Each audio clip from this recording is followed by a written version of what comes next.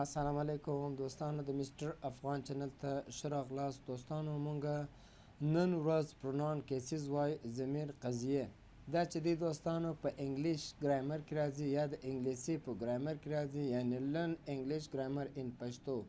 د انګلیسي ګرامر په پښتو کې زده کړئ.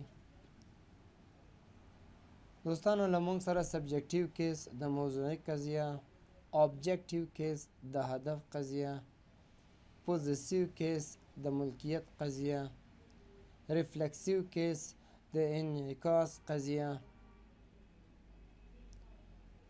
دلته دوستانو له مونږ سره اول وار آی سو آی د مونږ سره سبجکټیو کیس د آی یعنی زه شو دوستانو. سبجکټیو کیس د موضوعي قضیه ده.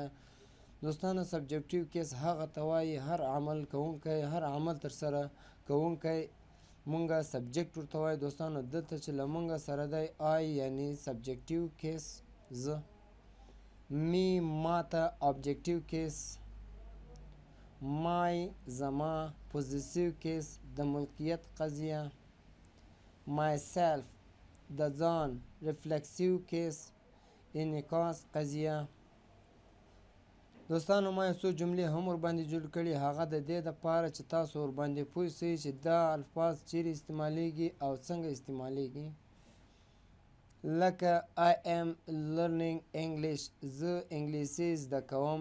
دا چې څو دوستانو سبجکټیو کیس موضوعي قضیه شوه، یو عمل ترسره کوونکی څو دوستانو په دې کې کلمه کې له مونږ سره آی یعنی عمل ترسره کوي، یو څه زده کوي. زه انګلیسي زده کوم. دوستانو دلته چې له مونږ سره موضوع په نوم یو کار دی، یو شی دی، هغه زه ده، یعنی زه انګلیسي زده کوم. I am learning English، زه انګلیسي زده کوم.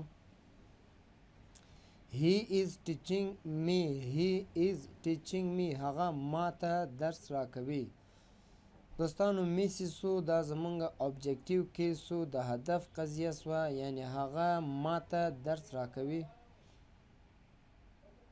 This is my teacher، دا زما ښوونکی دی. پوزیسیو کیسو د ملکیت قضیه شوه. دوستانو دا یو څه ظاهروي، یعنی دا ظاهروي چې دا شی زما دی. په دې باندې موږ داسې هم ویلی سو this is my pen، this is my mobile، this is my home. دوستانو یو شی چې زمونږ د ځان بولو یا ملکیت ظاهروي یو شی، هغه بیا پوزیسیو کیس کې راځي.